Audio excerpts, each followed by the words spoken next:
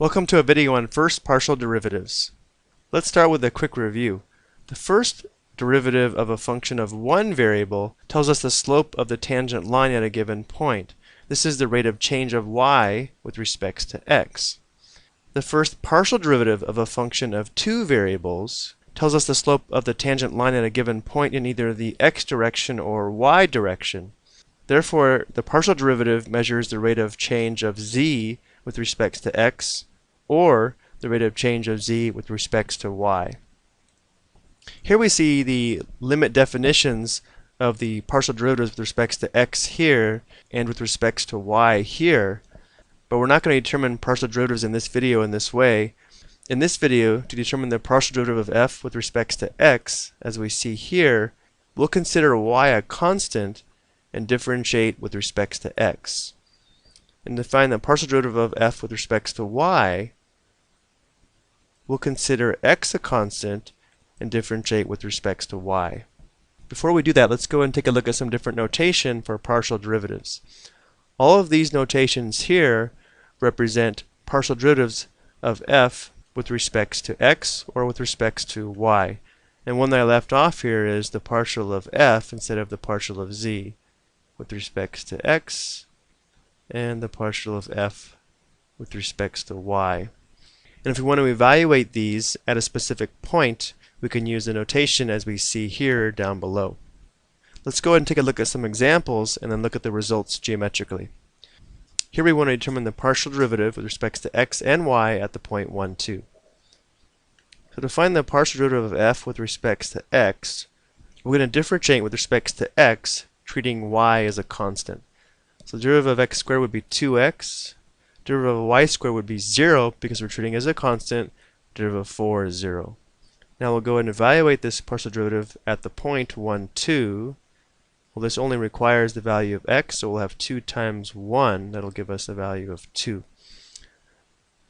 At the point 1, 2, the slope of the tangent line in the x direction is equal to 2.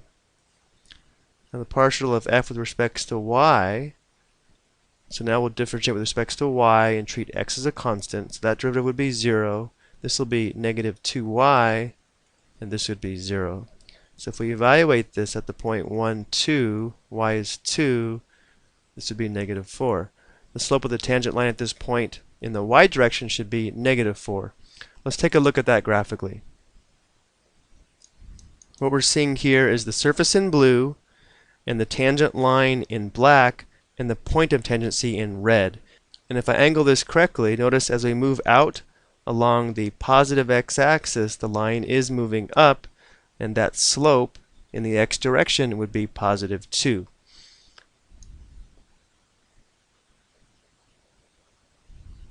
Now let's take a look at the slope of the tangent line in the y direction.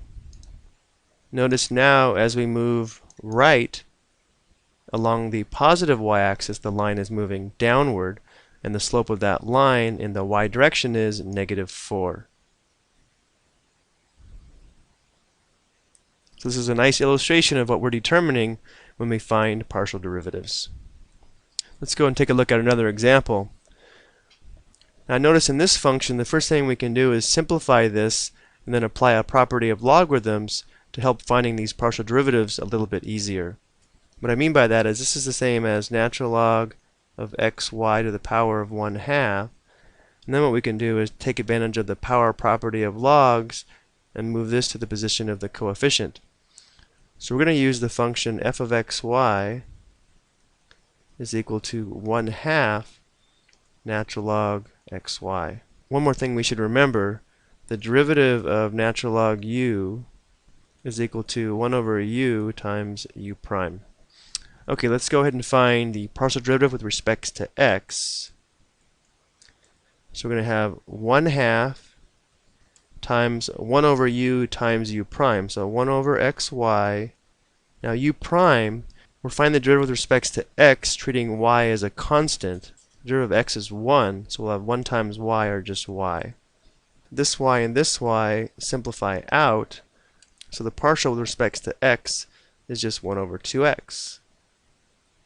So if we evaluate this at the point 2, 2, of course x is 2, so we'll have 1/4. Now let's determine the partial with respects to y. It's going to be a similar process. We'll have 1/2 times 1 over u, 1 over xy, times u prime. But now we're treating x as a constant and differentiating with respects to y. So we'll have x times 1, or just x. So now the x's simplify out, and we're left with 1 over 2y. So at the point 2, 2, we're going to have 1 over 2 times 2, or 1/4.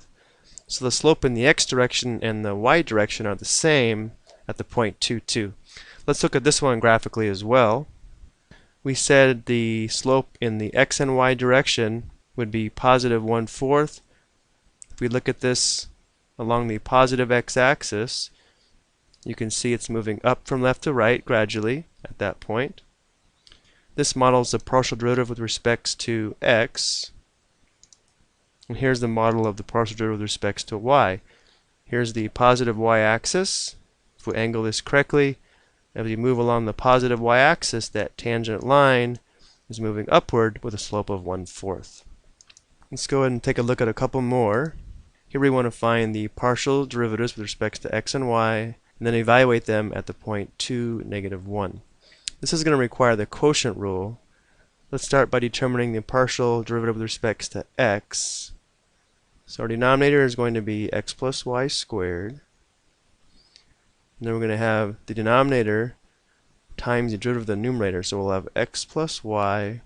Remember, we're treating y as a constant, so the derivative of xy would just be 1 times y, or y, minus the numerator times the derivative of the denominator with respect to x, treating y as a constant. So this would be 1, derivative of y would be 0.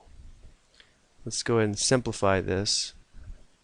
If we distribute here, we're going to have xy plus y squared, and then minus xy. So the xy terms are opposites. We're going to have y squared all over x plus y to the second. Let's go ahead and evaluate this at the point 2, -1. So our numerator is going to be 1. The denominator will be x plus y. That's going to be 1 squared. That's 1. I didn't leave enough room, so I'll try to squeeze it in down here. The partial derivative with respect to y is going to be the derivative of this with respect to y, treating x as a constant. So we'll have x plus y squared, applying the quotient rule. Then we'll have x plus y times the derivative of xy, treating x as a constant. So it'll be x times derivative of y would be 1. So we'll have x minus xy, the numerator, times the derivative of the denominator, treating x as a constant. That'd be 0, and that would be 1. When we distribute here, we're going to have x squared plus xy minus xy. So those two terms are opposites. We're left with x squared over the quantity x plus y squared. And now we need to evaluate this at the point 2, -1. So our denominator is going to be x plus y squared. It's going to be 1 squared, or 1. Our numerator is going to be x squared. 2 squared is 4.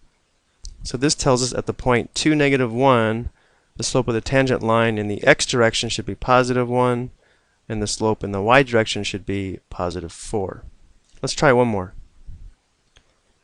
Here we want the partial derivatives with respect to x and y. We have f of xy equals sine x squared plus y squared. So x squared plus y squared is u. So the partial derivative with respect to x, well, the derivative of sine u is cosine u. So we'll have cosine of x squared plus y squared times u prime. So derivative of x squared would be 2x. Derivative of y squared would be 0 because we're treating it like a constant. So our partial derivative with respect to x is just 2x cosine x squared plus y squared.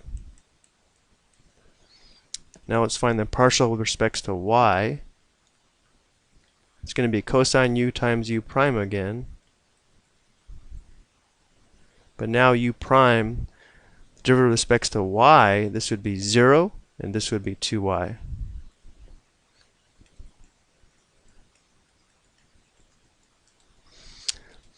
And that's all we have time for in this video. I hope you found these examples helpful.